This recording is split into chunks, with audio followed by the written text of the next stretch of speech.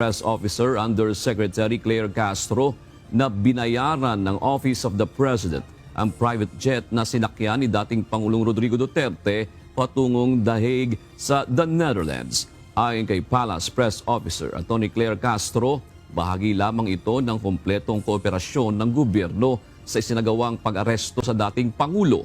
Hindi naman nagbigay ng eksaktong halaga ang Palace official kung magkano ang naging gastos. Ngunit nabanggit ni Yusek Castro na nagkaroon ng pakikipag-ugnayan ng pamahalaan sa isang pribadong korporasyon para rito.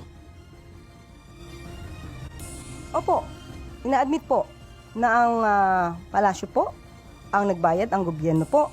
Ito po ay may kaugnayan sa assistance po na ibinigay natin sa Interpol. So sabi nga natin kapag hiningi po ang assistance, siyempre po dapat kumpleto po.